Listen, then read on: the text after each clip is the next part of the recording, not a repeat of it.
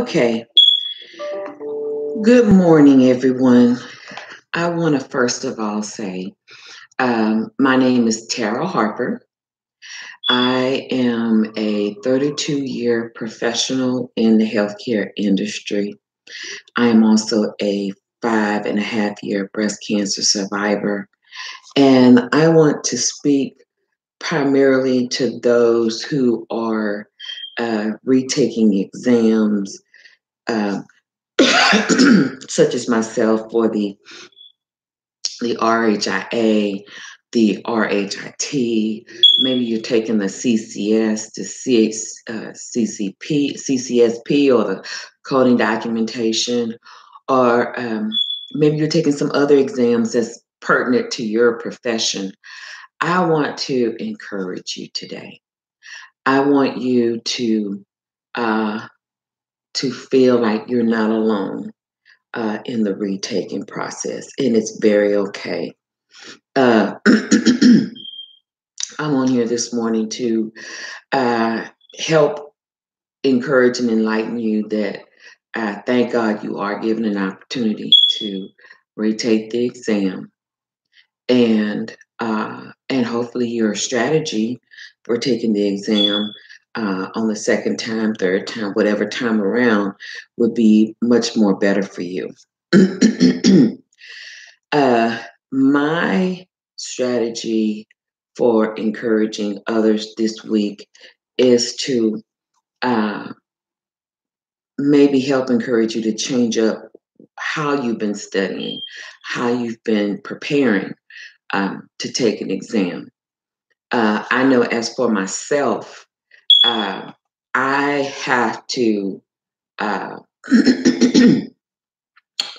re-examine my past trends. And I think if you understand your trend of study, of how you've been preparing for a test, that you may want to change that up. So I give you an example of my personal trends.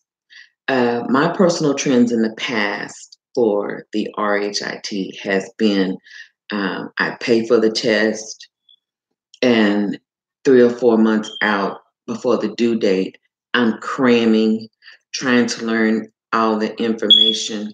I'm nervous at the same time. I'm not relaxing in passing the exam. I am not making sure that I am proficient in all of what I know. When you take such an exam like the RHIA or the RHIT or the CCS, it could be CCS, professional, hospital, or whatever other competency testing you're taking, you have to make sure that you are at least 60 to 70%, and I would personally say 70 to 80% ready before you pay for the exam.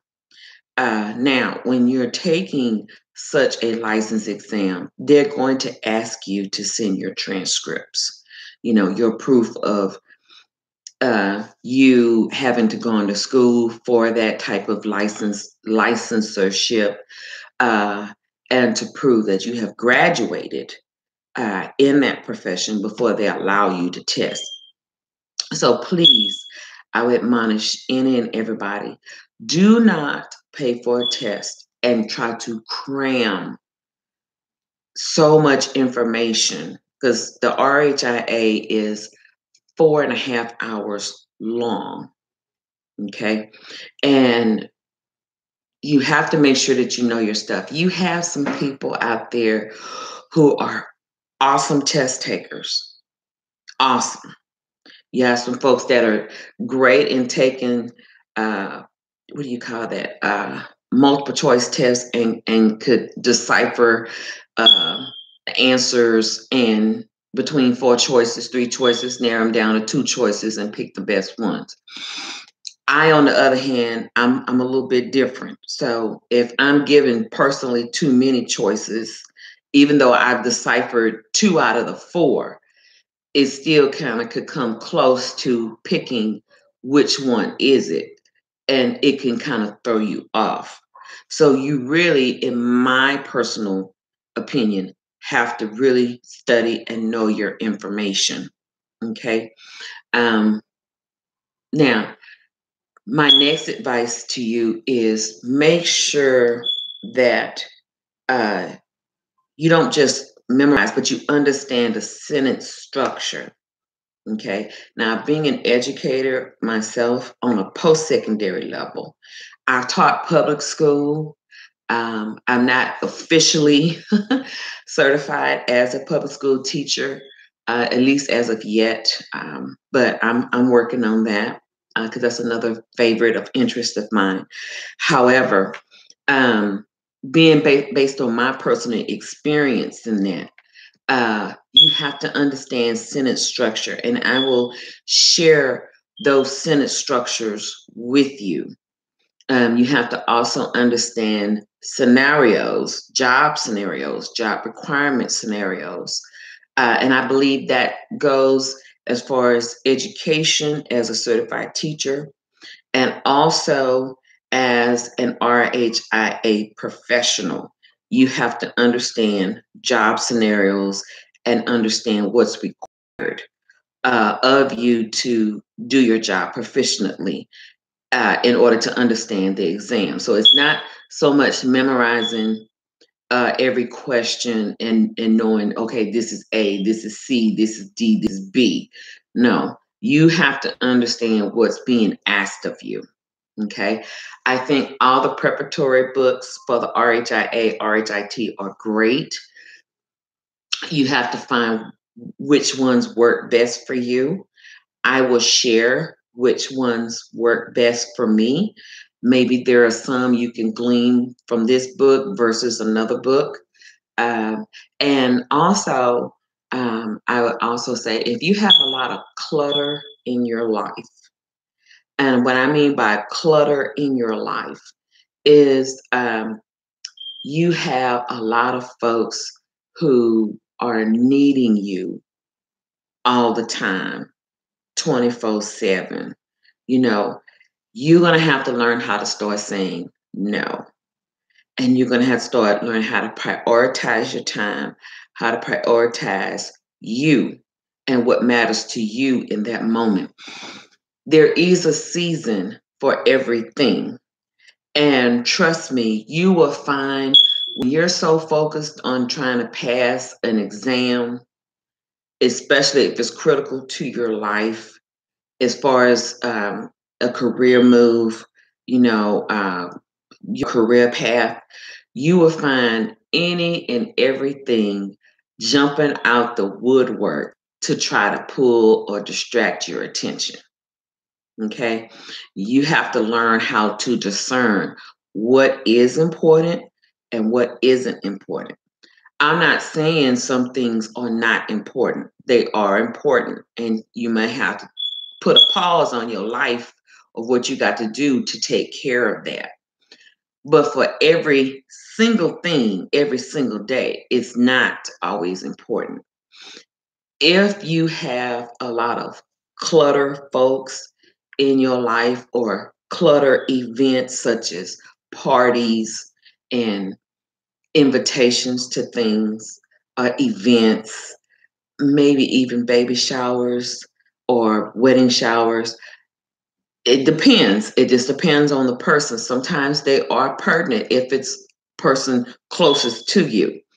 But if they have a clear understanding of your goal and what you're trying to do, and they're not taking it personal, then that's a true friend. That's a healthy person that understands balance of living in life. And it says in the Bible that God hates false balance. And I want to share that scripture with you. And I want to say it's in Proverbs 11. Yes, Proverbs 11, first verse.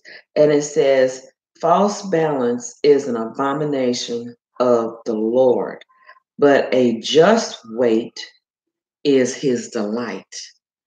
And God doesn't want you in a position to where you're gone all the time, but you have these goals set up, but you're gone all the time, and you're not taking our time and saying, okay, if I go here and go there, if I do this or do that, then what are my consequences?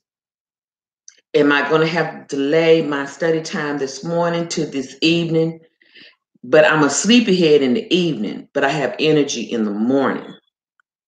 Or I'm a sleepyhead in the morning, but I have energy in the evening. And then you have to look at your personal health. Okay. By no means am I talking anything personal of anybody. I am not. I'm speaking of my personal experience and how to help someone else who may be exactly like me. Okay. So please don't email me. Are you talking about me? Is it about me? Is it about this, that, or the other? Don't do that, because that's a high turnoff to me. Okay. And if I want to talk about you, believe you me, I am that kind of person.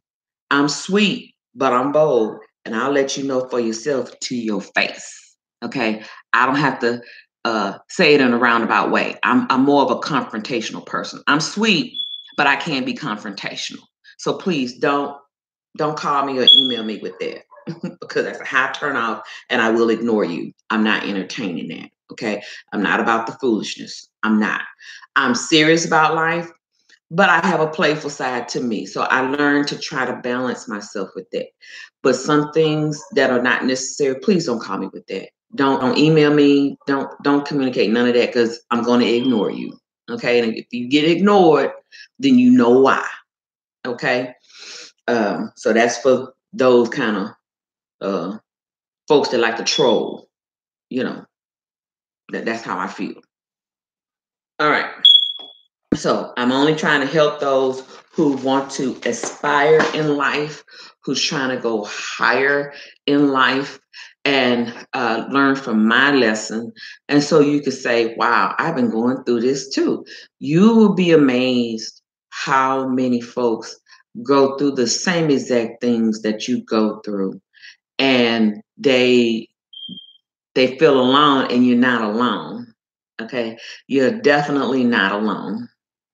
All right. So, false balance. You don't want to have false balance in your life. You don't want to also be a lazy person where you constantly laying up day after day, all day, and figuring out when is the magic wand going to make me get up and do stuff.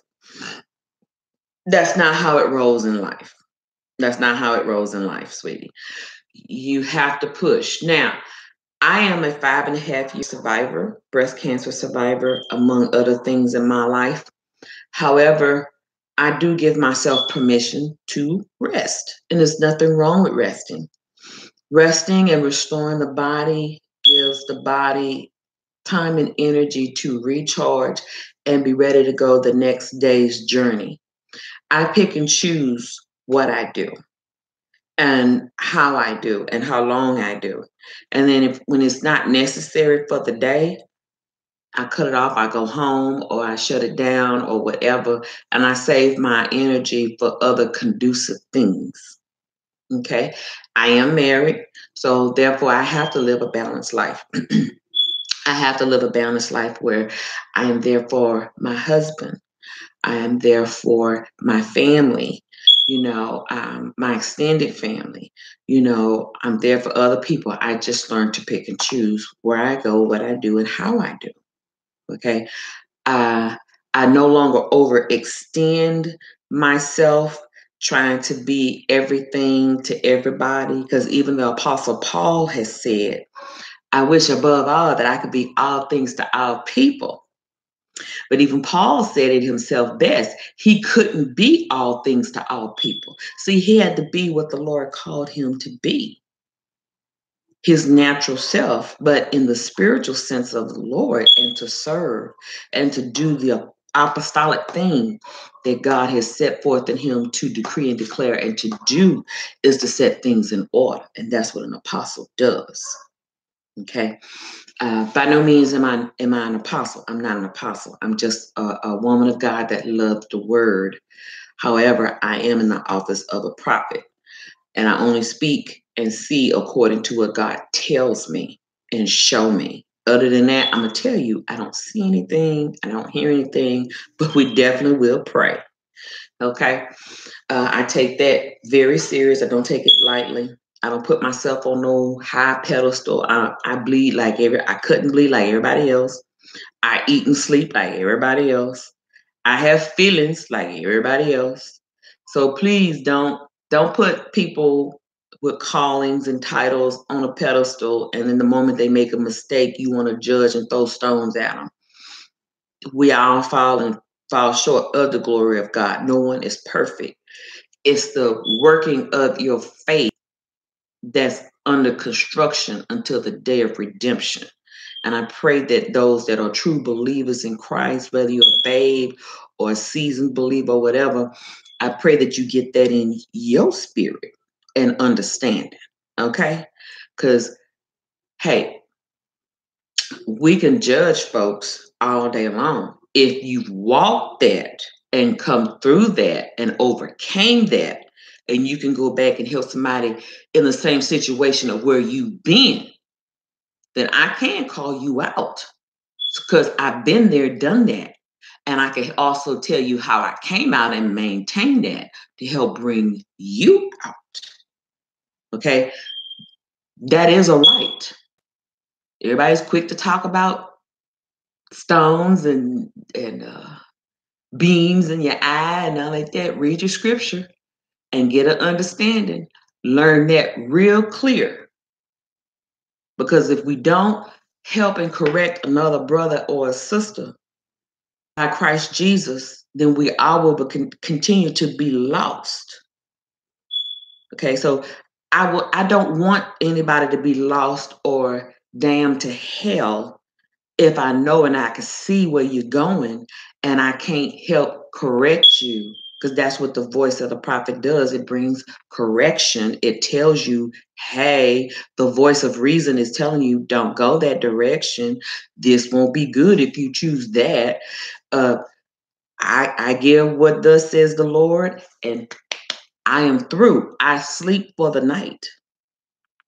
Now, if God give me something and I don't tell you, then I have disobeyed God. And believe you me, he will have conversations with me up at night. But other than that, as long as I do my job and tell you, it's up to you what you do with that word, not on me. I'm just a messenger. Okay? That's how I roll. Okay? All right. Getting back on this about the RHIA exam. It is a lengthy exam. It is my God, it's an exam to be reckoned with. Now, I teach billing and coding on a post-secondary level. I enjoy what I do, love it, been doing it for years. I've been doing it also as a consultant on the side of what I do. So I will be going back out doing some more acquiring of businesses and that, because I kind of miss it in a way. But let's talk about how to get yourself in line. First, you got to set a goal, and you got to make up in your mind, I'm going to get up and work on this. Now, for some folks, you have that mentality where you can cut stuff off real fast and focus. Then you have some folks, they get distracted, and it's going to take you 1 or 2 days to decompress that out your being and get back on track. But if you stay consistent on your studies, if you stay consistent, then it will become a habit to you, and you will not let nothing or anyone stop you. Okay? Now, today is a good day for me. I rested really well. My mind has been made up. I'm not letting anything or anybody. I'm going to be sensible about my study time. If that means I start off with 1 hour, maybe 2 hours, then I reward myself with, hey, you did great today. let's try that again another day. Today is Sunday. Okay. I may try it again on Wednesday. I may try it again on Friday, but make sure that your study time is a time where you shut the phone down, you shut the texting down.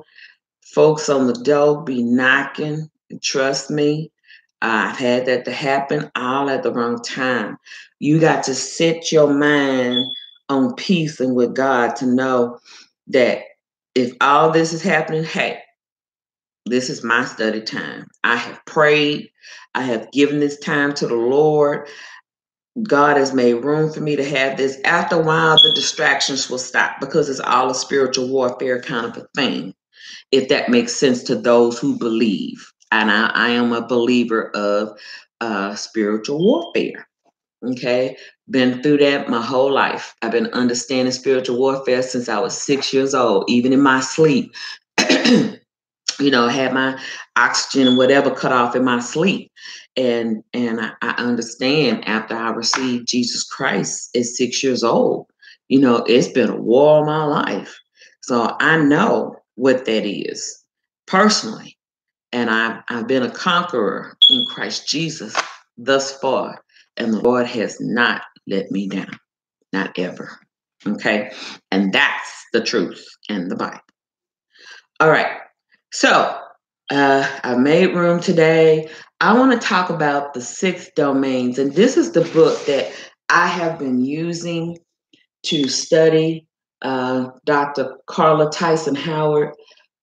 She teaches at my school where I teach at. I greatly admire this woman. I love her so much. I don't know her in person, but I admire her work and her tenacity, along with my old director and college professor, Dr. Fanny Hawkins, Dr. Deborah Butts, who else? Miss DeQueer, Miss Colin Titus, Miss Titus Colin, I'm sorry, Miss Jacqueline Jefferson, all those great ladies from Texas Southern University, my alma mater, Houston Community College where I teach. I am just grateful that God has literally put this in my lap, literally, because it's another testimony itself how I came across this profession. Although I've been in it since I was 17 years old. I'm now 49 years old. I'm not ashamed to say that. And I can only say, based on my life, it's only God that has led my life thus far in everything that I do. And I give this back to the Lord. And I thank him so much for this. Now, I do have the AHIMA, how can I say, the AHIMA other study guides. I have a 2012 study guide. I have the PRGs from times. They're great. But I love this study guide. And let me tell you why. Simply because it has an outline of all the things that you should know or that you should have studied, and it makes you think. And I'm going to go through this with the post permission of Dr. Ty Howard, that I go through this with you guys and help y'all better understand how to utilize this book. Okay. All right. So, this book has, it goes over 6 domains.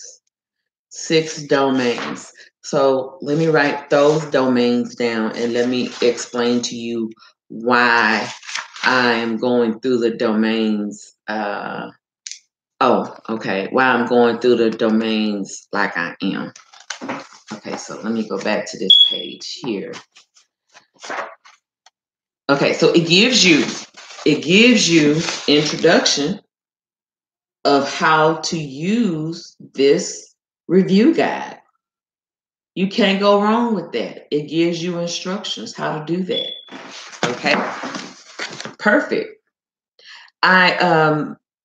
I am a big believer when I was out being a TA for pre-K and kindergarten teachers, teaching kindergarten and pre-K, that when we teach them about a book, we go over the color of the book, the illustration, the title, the table of contents, all those kind of things. They matter a whole lot in a book, okay?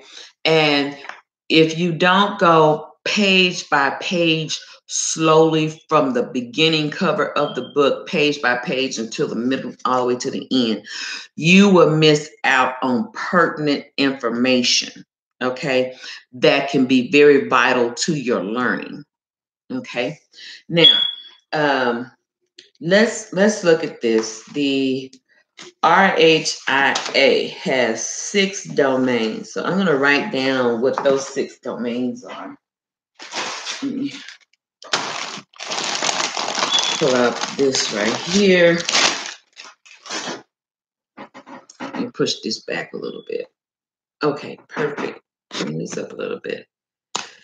Okay, so for the RHIA, you have domain 1, which is health data management, okay? Health data management. Okay, and then we're going to write down what that score is, okay? The goal is a minimum of 300 to 400, okay? That's the goal. Okay, so then you have domain 2, which is health statistics. So I'm going to abbreviate this. Health statistics and research. Okay. All right. So this is 20%. Domain 2 is 11%. Okay. We're going to write down what that possible score could be. Okay. Then you have domain 3 of the RHIA. So domain 3 is information technology and systems. Okay, so information technology and systems. So that's 20%.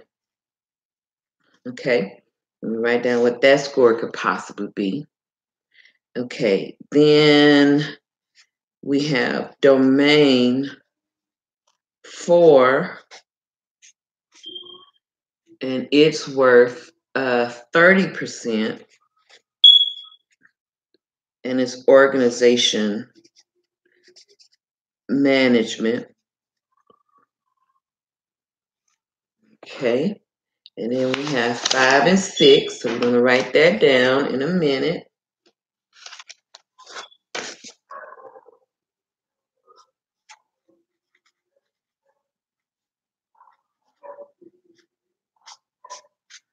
And that one is worth 13%. Okay. And that one is called privacy, security, confidentiality. Okay, we're going to write down what that score could possibly be. Oh, I think I did this a little too fast. Okay. And then domain 6. And you might be hearing my dogs. They're outside. The kids are entertaining them and whatever. Data analysis.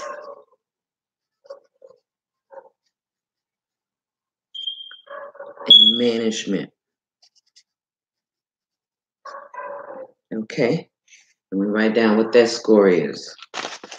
Okay, fantastic. So now let's put all these scores together and let's take a big look at this on a bigger scale. Okay, you know what? I'm gonna put on the back of this book here. How about that? I'm gonna put this one like this. This one like this. And we're gonna do this one like that. Okay, now here we have it. We have a goal to make. We have to do 300 to 400 points to pass this test. Okay, now domain 1, 2, 3, 4, 5, and 6.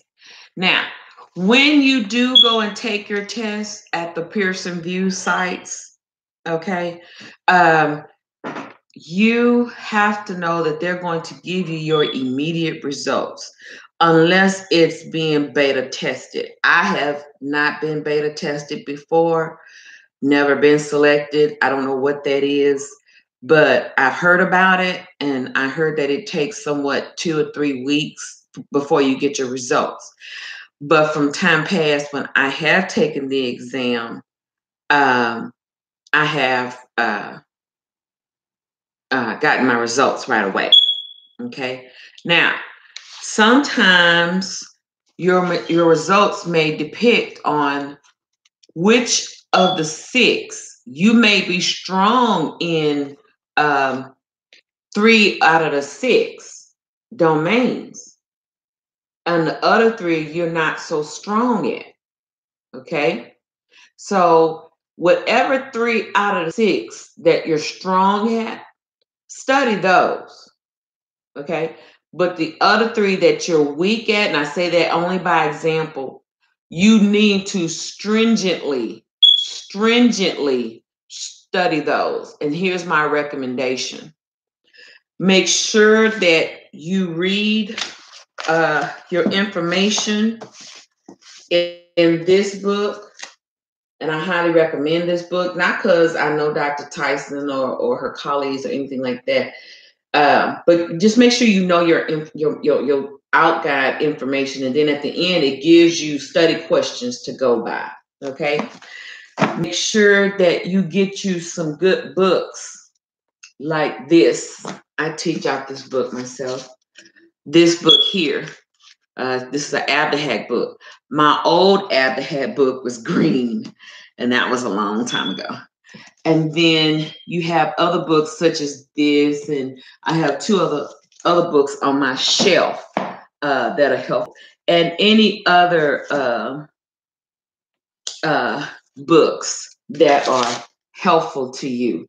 Make sure that you get those books to help you in your studies. Now, how do you know, Ms. Harper, where to start? If I'm fresh and brand new to this, how do you do that? Okay, I'm glad you asked that question. Now, 1 is 20%. I would go by the large percentiles first. Okay, my biggest one that I had issues with personally in my past was information technology, privacy, security, and one of the ones that deals with law, and I have to figure out which one that is. That was my biggest one to contend with. Okay, now, and I just find myself where I have to focus on those. The rest of them, like billing and coding guidelines, well, I know those because I teach it for a living. Okay, I teach medical coding and billing for a living, so I know those. So it's not saying that I won't study for it or brush up on it. I will, because you could never know enough. Okay, But other stuff that, and especially if you've never worked in the environment, I'm speaking to those who've never worked in the environment, but you're fresh to the game, if you will. You're fresh to the industry. You know, this is the purpose of why I'm doing the video. And it's going to be a lot of lengthy videos that I'll be doing. Not only am I trying to help and teach you, but I'm also helping myself too in this process. I'm more of a process teacher. I'm not your everyday teacher where I'm going to be A, B, C on the board and expect you to get it. Well, yeah, that's mostly how education and teaching works. However, and if you do your homework and you're reading, then coming to class should be A, B, C, get it, and you're done. Okay. Now, there are some folks that could be at home, and I've been there, done that as a child. My mom can attest to it. And I can look at it, read it, and my mind is still like wondering, what is this saying? And so sometimes as a sensitive teacher or a teacher that's, to me, sensitive in the spirit or sensitive to how people learn or think, then I would have to like pause and break and let's talk about whatever that is on your mind. Give it only a limited time of 5 minutes. And then we'll come back to that, because sometimes your mind can wander off, if you will. And if you're not careful, it'll stay in a wandering position. And then you have to learn how to bring that person back, bring them back home to learning this, okay? To thinking where they are. You have to bring them back to the present. And you have to do certain things. That's why when I teach, I'm very much an animated teacher. You might see a lot of that come out of me. But the reason why I teach in such an animated way is to keep your attention and to make sure that you're paying attention. That's why I do that. It's not to scare folks or make you feel intimidated or anything like that. It's to catch your attention. Because sometimes if you're just a monotone teacher, a monotone speaker, of course, you're going to be boring, you know. I'm just going to tell it to you like it is. You got to have some humor in your learning and in your teaching. And if you're a sensitive teacher, to those that are trying to adapt and learn, adaptation and learning is all day, every day. Okay. So, 20%, 11%, 20%, 30%, 20%, 13%. So privacy is 13%. Statistics and research is 11%. Okay. Now you have 3 of these on here. Domain 1 is 20. Domain 3 is 20. And domain 6 is 20%. 20% for health data management, 20% for information technology systems, and 20% for analysis management. Okay. The big kahuna on here is organization management.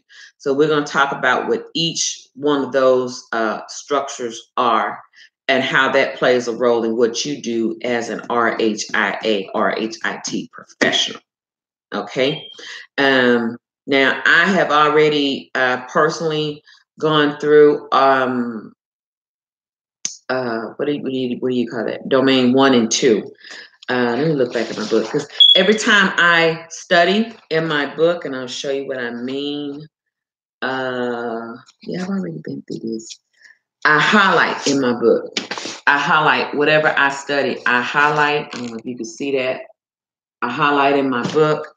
I write dates where I left off.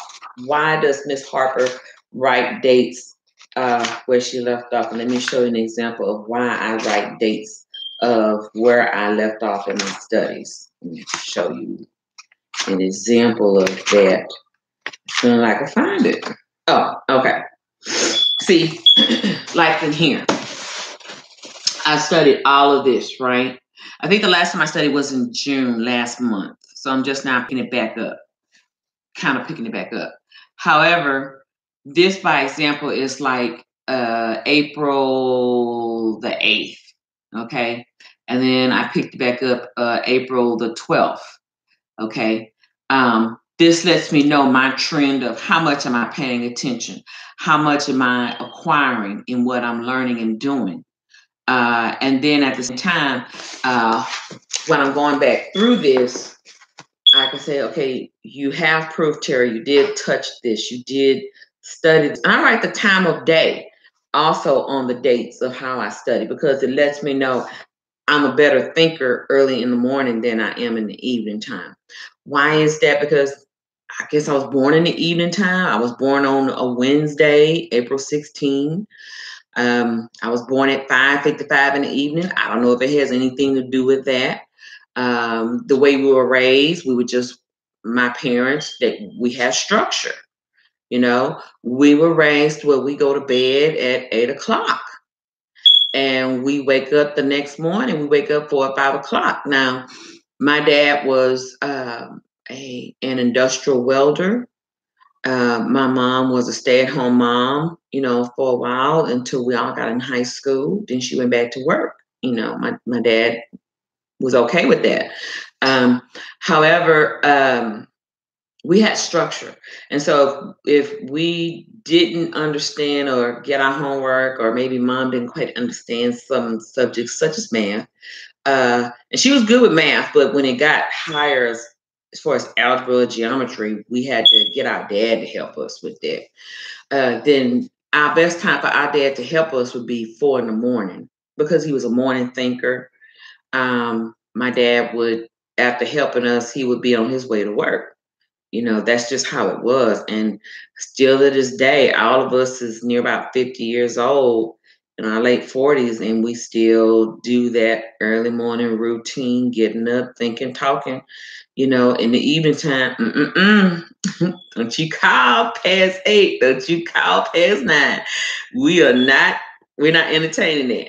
Unless it's an emergency. And I mean, it had better be an emergency. Other than that, that's our rest, that's our sleep time. So it's real important that you understand yourself. It's real important that you have your body on a biological clock time. And you have to understand what works best for you. And I know what works best for me. I could be doing 50 million different things, but once I may choose a day where I get a whole bunch of stuff done in one day, and the next day I'm just chilling, Cadillacing, and studying. That is it. I'm not visiting friends. I'm not sitting on the phone. Although I'm barely a phone person. I'm more of a text, email kind of person than I am a phone. You know, that kind of thing in my life. So anyway, getting back to that. So that's how I did. So what I'm going to do for one of my dear friends today is talk about revenue cycles. So I'm going to find what chapter that's in this book about revenue cycles. Okay. Oh, let me go back and say this.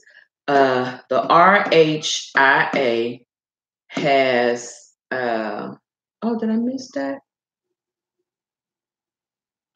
Revenue 6. Oh, it has 6%, not 20. Where I get 20% from? 6%. I'm sorry.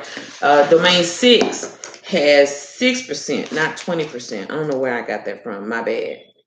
My mistake. I put that. I saw it in the book, but I just wrote something different. Okay, so it's 6% in domain 6. Okay.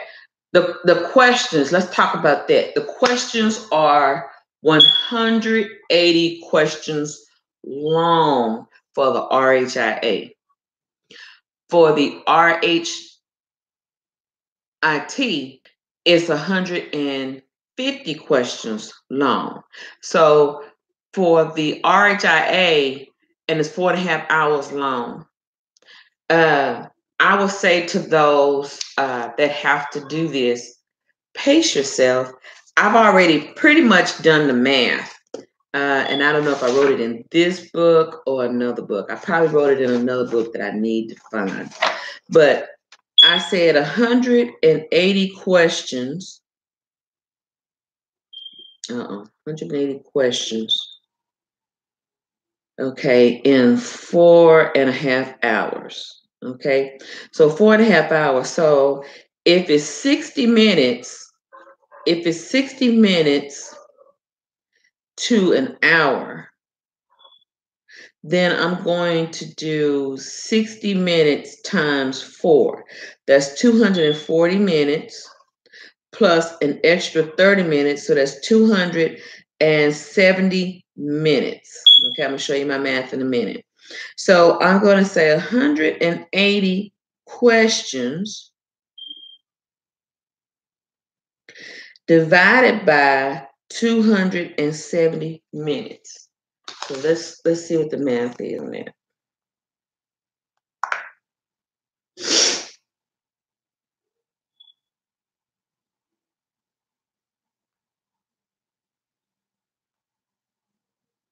Okay, so you have 1.5 minutes per question. 1.5 minutes per question. Give me just a minute.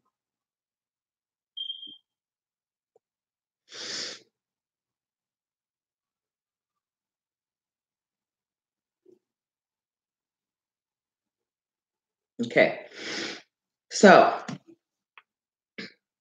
how is the test? It's when you get ready to take the RHIA or the RHIT, and I can only speak for the RHIA because my bachelor's degree is in that.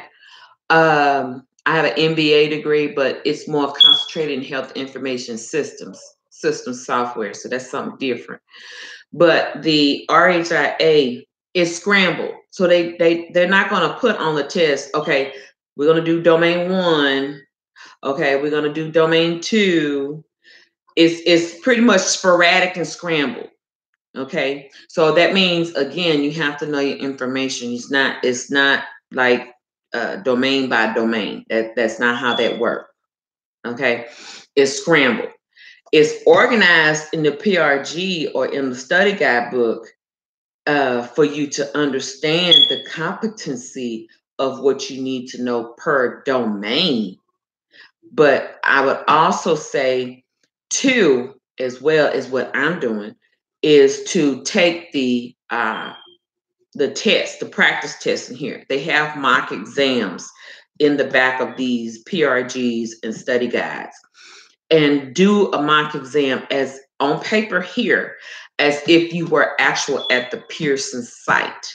Okay. Now, schedule a day and be real. Schedule a day where you're going to sit and test for 4.5 hours. Now, reason why Ms. Harper did the math like I did and found out it's 1.5 minutes per test question. Okay, so I'll know how to allocate my time. Okay, the next thing you want to do in those 270 minutes of time, and you got 1.5 minutes, that's mean 1 minute and 5 seconds per question. Okay, answer the ones that you're sure about. You're very sure about. Okay, now if you have some, you're going to have some mathematic computations on there. We're going to talk about that. If you have some that are questionable, mark your best answer and then mark at the bottom of the screen at the Pearson test site to come back to that, to flag it and come back to that.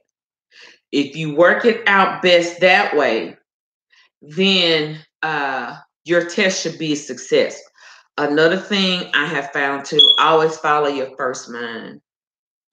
If you're one of those people that doubt yourself all the time, you probably one of those, bless your heart, codependent people that you depend on everybody else to give you reassurance and stuff like that. The reassurance should be within yourself, the Holy Spirit. It should be God. And so learn to listen to your inner self. Listen to what, is being said in your mind and follow through on that. Don't try not to doubt yourself. I know it's easier said than done. Try not to doubt yourself.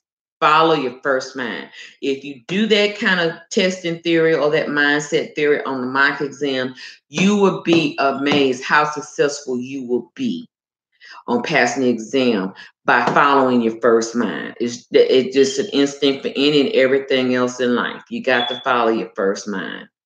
Okay. Now, another thing that I've done in my past that was a mistake is I will sit through a test the whole 4.5 hours. I may get up after 2 hours or so and go use the restroom. Okay. Please know that when you leave your chair to go use the restroom, you have to raise your hand. They have like cameras like everywhere, all around that testing site. So if you picking up something, you could take the gum out your mouth and put it on a piece of paper and put the gum back in your mouth. They're gonna see every little inch and crevice and crack that you're doing. Okay. No hats are allowed. No, you can't put your hand in the pocket because that's going to warrant them to come in the room and say, why you got your hand in your pocket? Because first and foremost, before they let you go in there, if you got on any clothing with pockets, they're going to make you pull out your pockets. Okay? That's just the rules of testing. They got to make sure that you're not cheating the system, period. For the RHIA, you don't need your CPT book, your ICD-10 book. You don't need any of that. Everything is already pretty much given on the test. I'm not sure about the RHIA. You have to ask that question because I've taken the RHIA, but I do look and see in the study guide they're same and similar. So I don't think you would need your ICD-10 or CPT, but don't quote me on that. You need to call a HEMA and ask them those questions, and you need to call the testing site as well and ask the question. But the official agency, a HEMA, should be able to tell you if you are RHIT and you need your coding books. Then they would be the ones to tell you yes or no. But based on my personal experience with the RHIA, I never had to bring that. Now, if you are taking the CCS, whatever fashion of the CCS you're taking, then yes, you're going to need your coding books. But they're going to have to be the coding books that are up to date according to that test date and time. So again, contact the agency that is giving the license exam, a HEMA, and contact Pearson. If you're taking your test in October, it could be second week, third week. I don't know. They may tell you, okay, ma'am or sir, you're okay to use the 2018 editions of your book. But now if it's November 15, November 1st, November 9, 10, whatever, then the test has already been updated for the new year, according to the new book year. And all those that have taken my class that know me, and I preach this for umpteen years, that every November comes out a new CPT book, a new ICD-10 book, Hicks, Picks, ICD-10, PCS, all that. Everything is up to date. So as of November 1st, it will be 2019. Please make sure that if you're going to take your test come November, December, for those that are doing the coding certifications, okay, I'm not sure about the RHIT, but specifically for the coding certifications, that you have the manual that complies with the test, because that 2018 may be a smidge off from the answer that's on the test for 2019. Okay, so they do remake the test or update the test, if you will, and the wordings, the codes, information, the guidelines, and all that according to what's in 2019 or 2020 or 2018 or whatever year you're taking it. So you heard it from me. Okay, don't wait till the last minute. Been there, done that for the CCS, and believe you me, my brain was scrambled. I could not focus because I was that upset that I could not use the coding book that I had at the time, even though it was a year off. And I knew better, but I was too cheap to try to buy a new book. So that's my tip for you there. Now, What is Miss Harper saying? Okay, so 270 questions, 180. So if I say, okay, so it's 4 hours. So let's look at this. I got 4.5 hours. 4.5 hours. Okay. So let's do 4 hours divided by let's see. Let me do this decimal. Let me do 0.045. 0.045 into 180. Let me look at this decimal. Let me look at this math right quick. I have not always been a lover of math, but ever since I started teaching GED, I love it. I love it. Okay, divided by 180.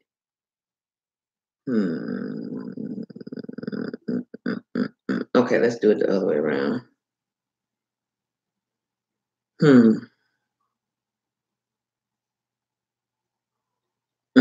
That ain't right either. Okay, so let's do it like this.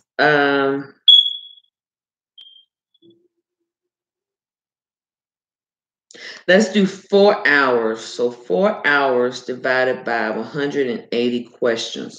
So 4 into 180. Let's do it like this. 4 divided by 180. Or 180 divided by 4. Okay. 180 divided by 4 is 45. Okay. So if we do 45 times 4, it will give us 180. Okay. So what is Miss Harper saying? I'm saying pace yourself to do 45 questions in 1 hour. 45 questions in 1 hour. Okay. If you do 45 questions in 1 hour, and so it's 60 minutes. So 60 minutes divided by 45 questions. Okay. 60 divided by 45.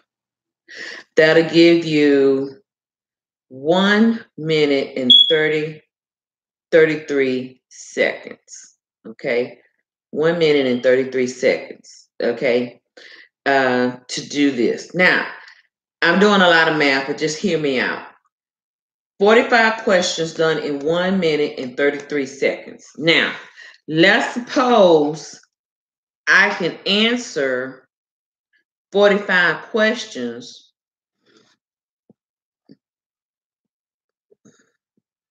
in 45 minutes. Okay?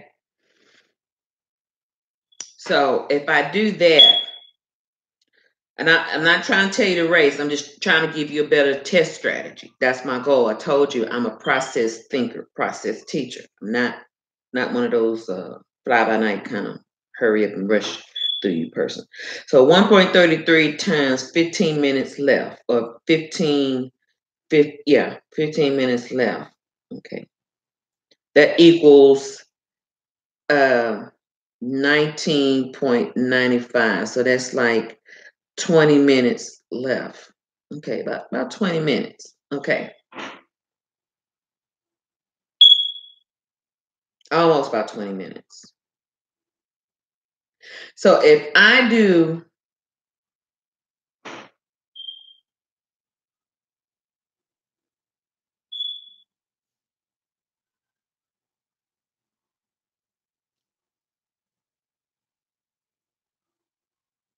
it's 60.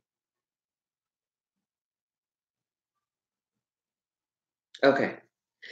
If I do 45 questions in 44.85 minutes, 45 questions in 44.85 minutes, which is 45 minutes. That gives me 15 minutes. Now, the thing of it is, what would you do with 15 minutes? Let me put this math on here. What would you do with 15 minutes? What could you do with 15 minutes? I squared it off at the bottom. Okay. 1, okay, take a bathroom break. Okay. You can do a 5-minute bathroom break. Watch your time, because it takes 1 or 2 minutes. If you want to go to the restroom, you got to raise your hand. They're going to come to you. They're going to give you permission to leave your chair. You got to bring your ID with you, and I think a testing number, a badge, or something they give to you. And you got to sign out that you went to the restroom at, I don't know, let's just say 10:45, 10:43. Okay, let's say 10:43. You sign out at 10:43 to go use the restroom because your test time began at 10 o'clock. And you feel pretty confident about those 45 questions. Okay, now it took you 1 minute for 10:43. You showed your ID. Da da da da. Okay, so from now it's 10:44 to 10:49. You're gonna go to the restroom, use the restroom, maybe wash your face. I don't know. Maybe use the restroom, do what you need to do, take care of your business. I don't know. And then you come back. Now you're gonna have lockers there. Here's my advice: bring you some snacks. I failed to do that times before. Okay. I used to wonder, why are these medical students, and we, when I get there like an hour early or 30 minutes early, you tend to talk and find out who all is taking the same exam as you, and we kind of uplift one another and all like that. I keep my mind positive. I leave out all negative stuff. I don't allow myself to absorb any negativity, no negative energy, any energy vampires. I'm already like charged up, and I have to gird myself up in prayer. I have to gird myself up in God's energy, in His light. And I have to stay away from energy vampires. Energy vampires are, oh, I'm worried, and oh, this and oh, that, and my problem. But honey, God bless you, and then walk away. Because right there, just listening to that will absorb your energy. It'll weigh you down. So please stay away from energy vampires. Stay away from that. Okay, give me a little drink of my shake here. Mm. Mm.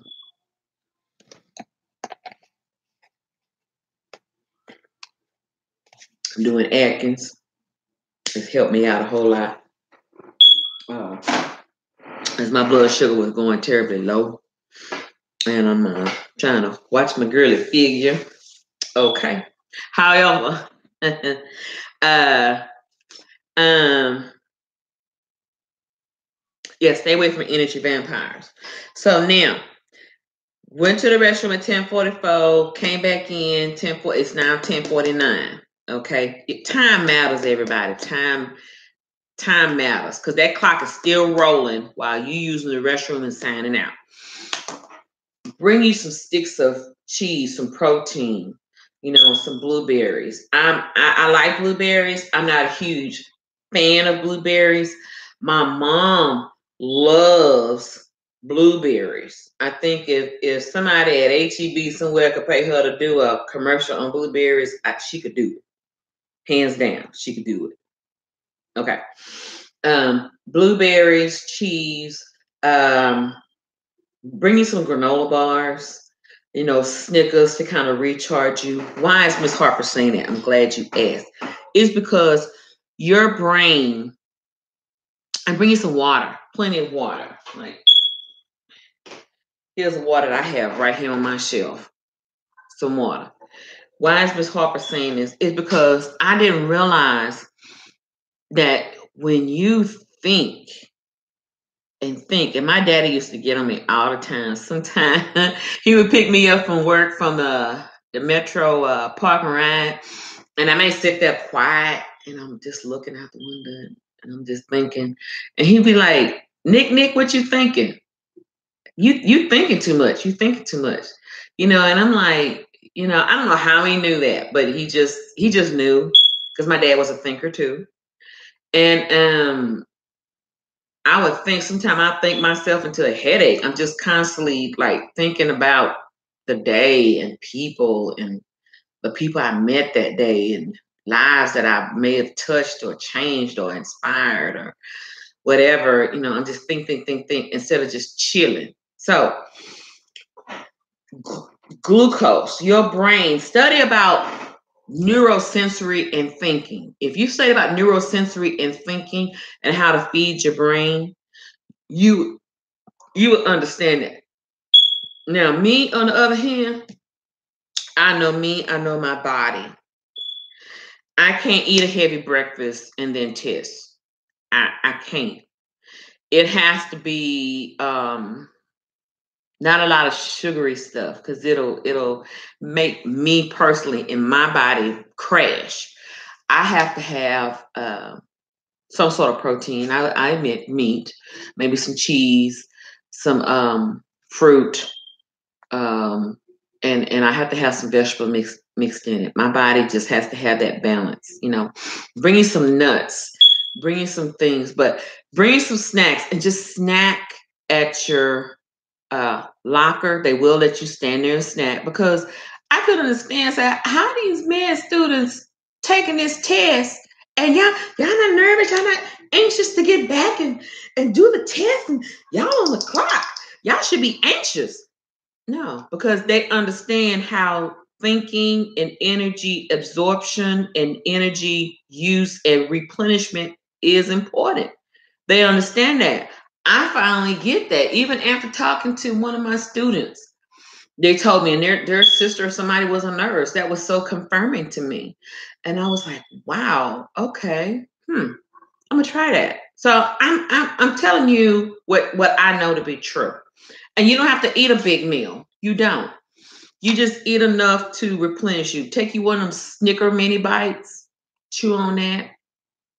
Get you some blueberries, strawberries, raspberries, black raspberries, whatever, and or some apples, red apples. I'm a what do you call that, girl? Start with an H. Apple. It's one of them expensive apples, but anyway, I like those apples because they taste like candy to me. I forgot what those apples are, but they like $3 and $4 a pound. I'm one of those kind of girls. I would eat some of those apples, just a slice or two, just enough to just replenish my energy. Drink plenty of water, just get plenty of that. I'm not saying get belly full and you at a testing table looking like I'm in glucose comatose. I'm about to go to sleep on this test. No, you need to get enough to say, okay, I'm energized and I need to feed my brain because I'm getting ready to think again. Once you get through eating, lock your stuff. Okay, it is now 10:47 or 10:48. I'm sorry. It is now 10:57. You're going to clock back in. By the time you get back in your chair, it is now 10:59:60. It's time to get back in there and think. And it's going to pick up where you left off as far as where the test goes, but the clock is still going to move. The clock is still going to move. So practice yourself on being mindful of your time. Practice what you would bring to snack on every 45 minutes. You got to feed your brain. If you practice, I did this with one of my students here. If you do this and stay consistent, you will be successful. I know I will, because I have to try something different that I've never done before. If you keep doing the same thing over and over and expect success, expect to win, then it's only insanity, because you're doing something that's obviously has proven time and time again, it has proven it has not worked. So that means you got to kind of tweak what you're doing or change it, or be mindful of things going on around you. You may want to ask some of your cohorts that are taking the same exam. What was not so much your test preparation, but what was your test time strategy? How did you manage your time? When you did you eat? Did you snack in between test times, or snack or breaks? Did you it's more than just getting books and preparing by reading and doing these books and mock exams. It's all about what you do. And again, I go back to my teaching theory, teaching pre-K and kindergarten. When I was teaching them, when we practice taking the STAR test or some major competency tests for the district. You know, we had snacks for them. And then it all makes sense when that student of mine told me that it all came together and makes sense. They have to replenish their brain. They have to take time because you are burning a lot of sugar, a lot of energy after testing for so long. So you have to, and honestly, as a teacher, I can say post-secondary, students only pay attention about for 30 minutes. Even as a minister, and I'm a preacher, even as a minister, folks in the congregation, they only go the mass of the congregation are only going to pay attention for a good 20 to 30 minutes. If you can captivate and make your point in 20 to 30 minutes, you have said something, maybe not a whole lot, but you've said something for someone to take back home with them or to make somebody think. Okay. Now, the rest that's, we caught up in the rapture and the spirit and all like that. That's great. That's overflow. That's a whole different topic of conversation. However, that's what I'm at. So anyway, getting back to this, that's going to be my strategy. So I'm going to practice this. Now you're probably wondering, when, Ms. Harper, are you going to take your RHIA? I'm glad you asked. It'll be sometime in the latter part of this year. I have to let you know. I've been in practice since January, early January, like right after New Year's. I made that commitment and that vow, and I've been in practice ever since, off and on. Do I beat myself up about it? Not as much, because I have to remember, I have to stay in my own lane. Like what my sister say, stay in your lane. And that was very pivotal. And I get that. I'm not offended with that. But I get that. I can't learn as fast as everybody and grasp as fast and block it out and go, especially if you're older, mature person like me. You find out in life, the older you get, the more things you acquire and more knowledge you acquire. You really have to know how to block it out. But if you're young and your mindset is like clear and you can get it, then, block it out and go for it. But I to thy own self be true. And I am true to who I am. Okay. I don't try to be like Peter, James, and John, or Sally, Betty, and Ray Lynn. I don't try to be like them over there. I am true to who I am. I'm Tara. Birth name is Tara. Okay, either way, tomato, potato. You can call me Tara, but I say Tara because that's another revelation that God gave me when I was 21 years old. But however, when I changed my pronunciation, but I still go by Tara. I'm still Tara. I am still true to who I am. And I'm going to learn in the pace that God has gifted me to learn, because somebody out there is just like me. Okay. And I want you to know, don't feel bad. Don't beat up on yourself. Give yourself permission and time to take your time to prepare and learn. Trust me, I have done this test. I have studied myself. Okay. And so don't give up, because I don't believe God would have put that degree in my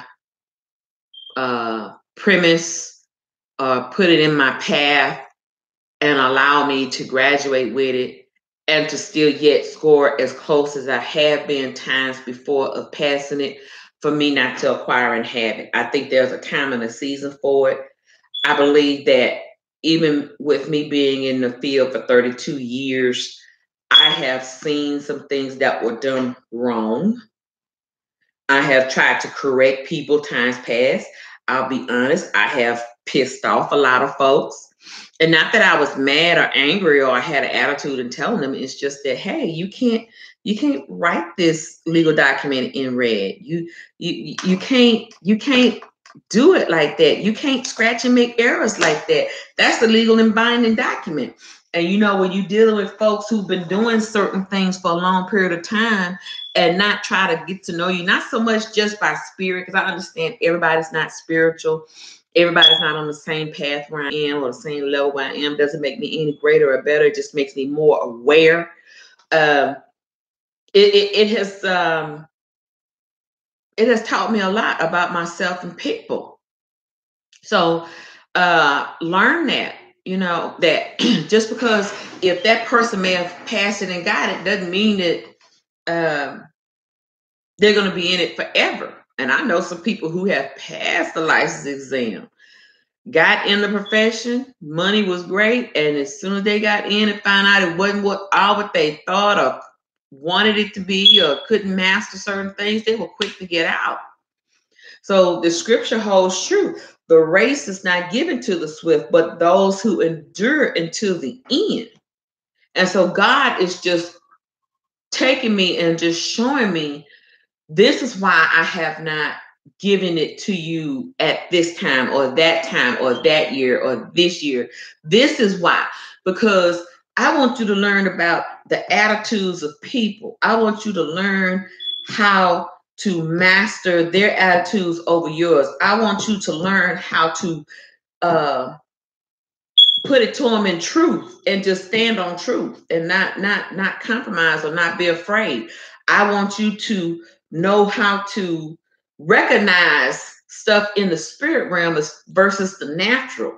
You know, not that I go to work to be spiritual and holy, but it's just, I need to know, God wanted me to be aware. I'm sure just like others, you need to be aware of who and what you're dealing with, you know, and a lot of times the spirit behind what you're dealing with, you know, because to me, things are spiritual. Not that I'm being spooky. That's not it.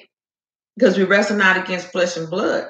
But I believe too, and that's why I thank God now that I see things so much better and so much clearer, because you have some folks that get these licenses, these degrees, these bars and stuff, and you get so sad, you know, it's like, Lord, they making all this money. Money is not everything.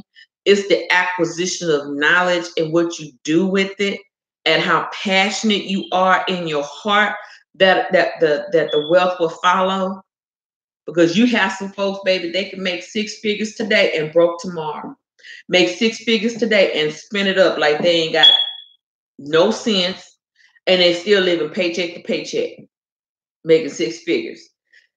All that acquisition of things, God wants you to live a balanced life, and he wants you to know better and do better. That's all that is. And that's how I see it. And I want you, whomever that is out there that I'm talking to, I want you to be just as encouraged as I am. Okay. And so just say, okay, Lord, what is it you trying to show me? What is it you trying to get me to see? I need to see this, because I need to understand what is it that I'm missing and why. You know, I don't think it's anything that God is trying to turn you to another way, because believe you me, if you turn to the right or to the left, somewhere else in another direction of your career path, and that and you're being tried and tested, I can truly tell you, you're gonna be tried and tested this way and that way. I have talked to people personally that have taken an exam 7 or 8 times. And but I talked to some other folks and they finally got it on the 7th or 8th time. There's a YouTube out there. One physician lady passed her license exam on the 6th time. Another guy passed his bar exam on the 11th time. And God allows only certain folks like that who understands persistence and perseverance. And that's one of the things that one of my directors, one of my professors at Texas Southern, Dr. Fannie Hawkins, says persistence is everything.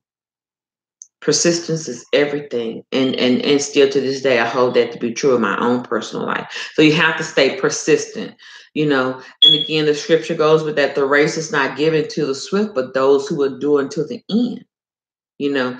And you have some, they get these easy bar exams and these licenses, but they only last for 1 minute, or they don't know how to grow and master where they are, or they don't know how to plant themselves because they get an attitude and they're ready to go and I'm ready to do something else. And then before you know it, it's like, okay, but you got this license and that license. Why are you? Oh, it just, you ain't give it a chance. You ain't gave it a chance. So it's all about personhood, opportunity, and passion. And like I said, I know the wealth will follow. Wherever your passion is where your wealth is. You have to do what's meaningful and passionate to you. I can get up and teach, and that could be math, English. I love essay writing. Baby, I could teach this with my eyes closed. I could teach building and coding with my eyes closed. And get up and teach it early in the morning, girl, and be talking about, okay, pay me 2 weeks from now. I mean, that's just how passionate I am.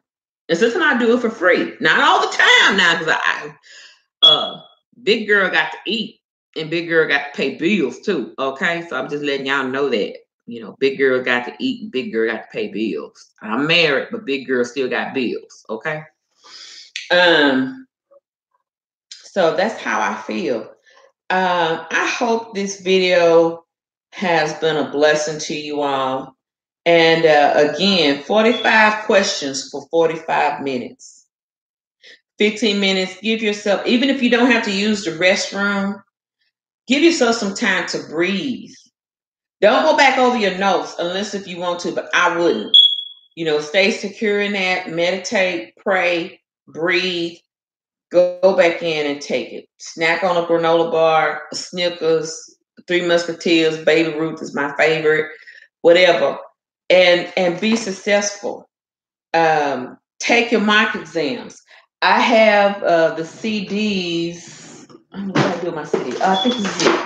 I have the CDs to my past PRG books. You can't see this, the backside of it. But anyway, and I have done the test modulation of the exam on my personal laptop for 180 questions.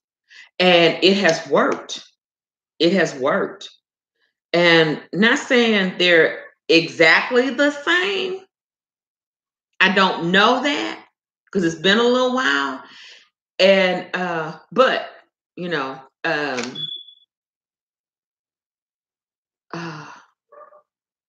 you should be just as comfortable. Oh, let me also say 2 more things. ADA and COOL. In those testing rooms, just like the hospitals, it's cold in those rooms. Okay. So I've already strategized this a long time ago when I go take a test. I put on 2 layers of long sleeve shirts. And yet I still wear a jacket. Okay. So I will get in there and I will sit and I might do a test for and I get hot flashes. So I may have on a t-shirt and 2 long sleeve shirts on top of that. It's freezing in there. You can ask for earmuffs because sometimes folks are sensitive to sound and noise around them. You're gonna need earmuffs on. I put on some earmuffs. Practice with that at home. Get you some what you call those not earbuds, those headphones. Get you something from the dollar store. They don't have to be the Beats by Dr. Dre. If you have those, that's fine. But just don't turn it on. Just practice like you got that on and see how you can test with that for the next 4 hours or 45 minutes. You don't have to use that the whole time. You could take it off. If it's squeezing your head too much, you could take it off, sit it down. Because again, they have those cameras they can see. You can sit it down. You can pick it back up and put it on your head. They can see what you're doing. Okay, it's okay. So it's cold in there. So if I were you, because if you walk in there with a jacket on and you talk, ooh, I'm getting hot, and you taking that jacket off, they're gonna say, ma'am, they're gonna walk up in there looking at you on them cameras, and they're gonna say, ma'am, everything okay? Okay. So sometimes they'll have you to hang your jacket up. They have a place over there. They won't ask you to, but it's there in case you need it. You can hang your jacket up. If it gets too cold in there and you can't stand it, then you can raise your hand and say, ma'am, I need to put my jacket on. Again, they're going to pocket search you. They're going to search all your pockets. They're going to look all through your jacket, and you're able to go in there and test with your jacket on. Okay. So for all those people that are easily cold, dress warm, and dress in layers, meaning that if it's comfortable for you and you got on 2 layers of long sleeves and you got your jacket on and you comfortable and say like that. I know me, I still take chemo pills and everything. So I know I may start off like that.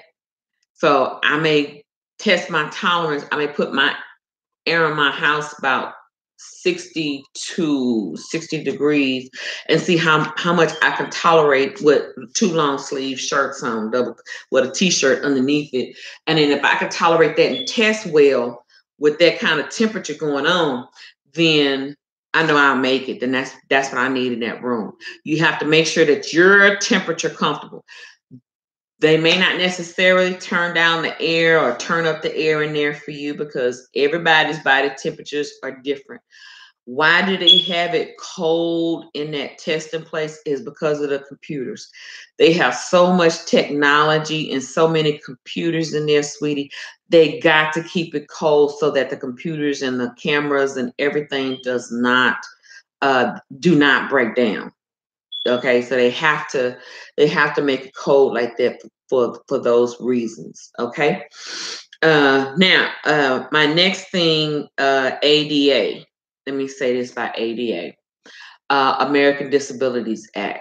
If you are a breast cancer survivor, if you have taken chemo, I don't care if it's chemo IV infusion, by intravenously infusion. I don't care if it's chemo pills, and if you're still on it, like a 10-year plan like me, I'm still on it. I've been a breast cancer survivor for 5.5 years. I had 5 months of the chemo infusion therapy, and plus I'm on other medication of pills as well. I have no fear of saying that. I'm hoping my prayers to help somebody else. Please ask for test accommodations. Okay, test accommodations. If you're anemic and you code, please ask for test accommodations. You're going to have to get a letter from your physician to say that you're anemic and that you easily get cold and that you may have to be sectioned off in a room or find a texting site that will section you off in a room that they can accommodate the temperature for you. I've been in a place like that where they did do that for me. They also, for the chemo patients, those survivors, you have to ask your oncologist if they could write you a letter. And I've had that to happen before when I've taken the test. And I think I've taken it right after chemo. And I didn't know that a lot of what I should have known in my brain was just shot. It was just gone. And I had to like re-practice and rethink everything all over again. Okay. So don't be afraid. Don't feel ashamed. I know that after I came off chemo and I went back to work and I went to teach the ICD-10. I mean, like I said, I've been doing this since I was 17. And when I got on the board to try to write, stuff, it just would not come back. It would not. And I cried in front of my students. I literally cried because I had chemo brain. And sometimes I still get chemo brain. So what I do is to help me, I will text myself, things to my phone number to myself to remember certain things, or I write it, email it to myself or things of that nature to me to remind myself, because when you've been not so much traumatized but gone through so much medication and stuff and PTSD of other things in life and whatever, your mind can bear a lot, can only bear so much, let me say it like that. And so that's where journaling, pen writing, stuff like that, it has really truly become my friend. Okay, so For all those that need it, for whatever ADA condition category you fall into, they will give you an extra hour and a half on the test. So instead of doing it, I think the last time when I did take it, and still my brain was like, I had 5.5 hours to take the test. So I had plenty of time, plenty of time. So I think that is it in helping everybody. So I pray that I said something that edifies somebody, that encourages somebody.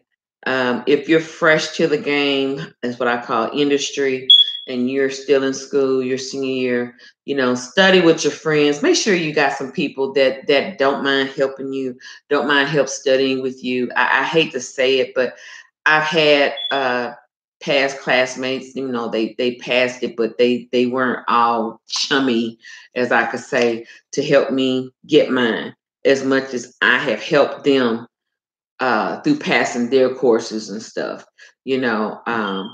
And so again, you have to be discerning. You have to make sure that whoever you help, make them understand, if I need you, I need to count on that you can be there for me.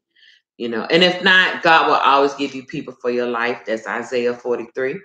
Because I find you faithful and I have loved you. I will give men for your ransom. That means favor. And I will give people for your life. God will always put blessings in your life of people that will help you through your path. Okay. So don't lose hope. I am here. Whatever I can do to encourage you, please send me a shout out, an email. My email is T as in Tom, THCOD. Let me write that down for those that need to reach me. Let's see. THCOD at hotmail.com. And my phone number is 281-723-4762. And in the subject heading, if you write on there, just put on there RHIA or RHIT or CCS help, and that way I'll know it's a person, that's, reaching out to me from YouTube. Let me show you how to contact me. This is how you contact me. Okay, I hope I make sense. THCOD at hotmail.com. In the subject heading of your email, put on there RHIA, RHIT, or CCS help. There is my cell phone number. Don't call me. I mean, you can call me and leave me a voicemail message. My voice box stays full most of the time. I do clean out my voicemail box. It takes time for me to get to it. However, it's always best to text me. And don't just text me blah blah blah. Text me your full name of who you are, what city and state you're from, how did you get my number through YouTube, and again put on there RHIA or whatever title help. And I'll respond back to you because I teach between two different colleges. And so I have to know who I'm talking to. If not, I'm going to ask, thank you so much for getting in touch with me. Who is this? Because I have students and everybody else who text me and email me, and I need to know who I'm talking to. Okay. I don't play mystery games. So if you don't put that on there, if you don't answer my question when I ask who is this, not that I'm being fresh or mean, you're going to get very limited conversation from me. Okay, very limited. Okay, so that's my phone number. I have another YouTube account, different from this one. I cannot get into that, but if you Google RHIA, you'll see me because my hair is in a ponytail. It's quite different from one I've had before that was post chemo. And I could truly say me and my friend Karen was the first that have done the RHIA video because and that was back 2009 when I did it. When we did it back then, I was searching RHIA on YouTube. Nobody had RHIA or RHIT or CCS on YouTube at all back then. So me and my friend Karen, we were the first to do YouTubes on there. And even while I was going through chemo and everything, me and Karen, we have had all kind of study sessions, group study sessions. My God, since all that time. And I've met like dozens of people throughout 15 states in the United States. I mean, people from California, Connecticut, Massachusetts, Georgia, Florida, Texas, New York. Uh, I've met great, wonderful people from everywhere, everywhere. And it was a wonderful experience. And we still had it while I was going through chemo, you know. And I would just listen because, again, medicine made me sleepy. It made me very tired. But I would listen to the conference calls. And I enjoyed it and loved the camaraderie of just meeting all kinds of people from everywhere in the 52 United States. And I hope to meet some more people through my YouTube channel. That's great. But again, those, if you like it, give me a thumbs up. If you don't like it, that's cool. You can thumbs down or whatever. If you got some positive comments, please post that. If you got comments at all that, I can attend to, maybe pay attention to, and maybe change up a few things, I'll pay attention. But if it's a bunch of negativity, a bunch of foolishness, I'm going to tell you straight up right now, I don't do negativity. I don't do foolishness, and you will get ignored. Matter of fact, you might get your stuff cut up off my stuff. That's just how I roll. Okay? All right, so enough for me. I'm a nice, sweet person, but I don't take too much crap from a lot of folks. I just don't and won't. I'm easy to get along with. I just don't deal with a lot of foolishness. I just don't. Okay. That's enough for me. And thank you for watching. Thank you for listening. And I wish you the best on your test. Be blessed.